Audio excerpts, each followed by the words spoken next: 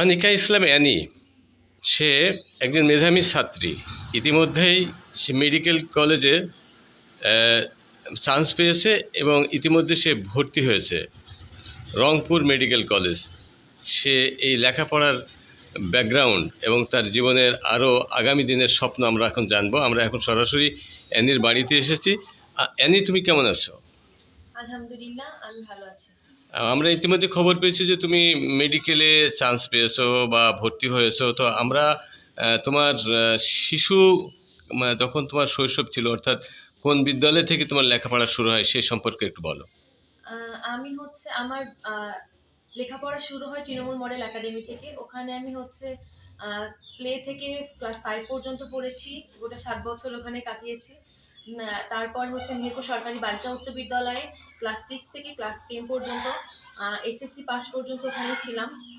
তারপরে হচ্ছে ঢাকা হলিক্রস কলেজে পড়ার সুযোগ পাওয়ার পরে ওখানে ভর্তি হই এবং হচ্ছে এইচএসসি পরীক্ষা হলিক্রস কলেজের এতে থেকেই দিই এবং হচ্ছে এরপরে অ্যাডমিশন জার্নি যাই এবং ঢাকাতে কোচিং করার পরে রংপুর, আলহামদুলিল্লাহ, রংপুর মেডিকেল কলেজে অধ্যয়নের সুযোগ পেয়েছি। এই যে রংপুর মেডিকেল কলেজে তোমার লেখাপড়ার সুযোগ পেলে, তুমি এই ক্ষেত্রে যে অনেক সময় পার করেছো আর কি, এই লেখাপড়ার পিছনে ভূমিকা কার বেশি ছিল বলে মনে হচ্ছে? আমার লেখাপড়ার পিছনে ভূমিকা হচ্ছে আমার বাড়ির প্রত্যেকেরই ছিল, তবে স্পেসিফিকলি বলতে গেলে হচ্ছে আমার আম্মু আর আমার মেজো মামার ভূমিকা সবচেয়ে বেশি। আর শিক্ষকদের কেমন ছিল, বা কোন শিক্ষক তোমার কাছে প্রিয় ছিল?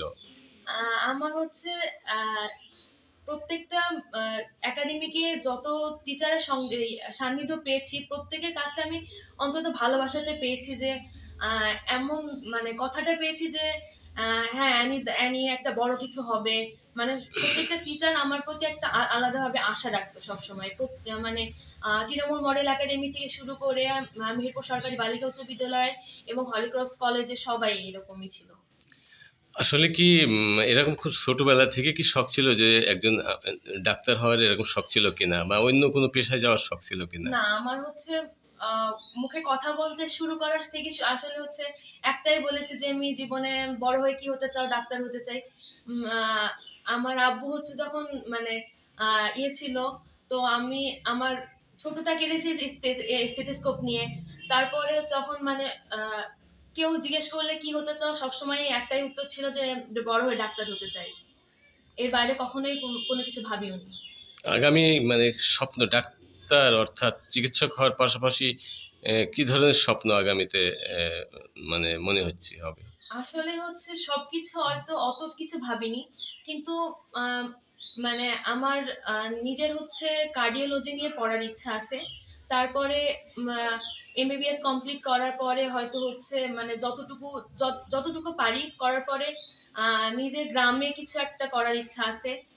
বাইরে করার পাশাপাশি যেন আমি গ্রামের মানে আম্মু সবসময় একটা কথা বলে যে সবার ভালোবাসাটা পাও, মানে এইটা যেন এলাকার মানুষের ভালোবাসাটা পাওয়ার জন্য যতটুকু করা দরকার এটুকু যেন আমি করতে পারি, এইটুকু ইচ্ছাটা আছে।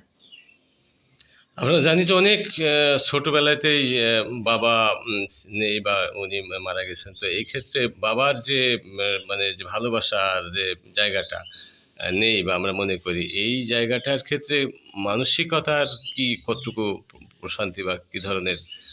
আসলে আমার আম্মু অ্যাবসেন্টটা কখনো সেভাবে অনুভব করতেই দেয়নি। আমি হচ্ছে উম, মানে এইভাবেই এসছি আর কি। যে তবে স্বপ্নটা হচ্ছে এই জন্যই আছে যে আমার আব্বুর হচ্ছে অনেক সময় ট্রিটমেন্টের কোনো একটু ঝামেলা ছিল, সেখান থেকে আমার হচ্ছে ডাক্তার হওয়ার ইচ্ছাটা সবচেয়ে বেশি আর কি। আর শখ কি, বা রং পছন্দ কোনটি একটু আমরা জানতে পারি? রং আমার হচ্ছে মানে এক এক সময় এক একটাই ভালো লাগে, এরকম ভাবে ইয়ে নাই।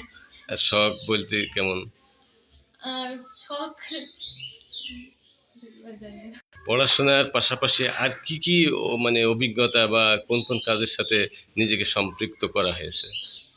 ছোটবেলায় হচ্ছে যখন মানে ক্লাস 5 পর্যন্ত বা হচ্ছে 6-7 পর্যন্ত ছবি আঁকা, নাচ গান সবকিছুর সাথে যুক্ত ছিলাম।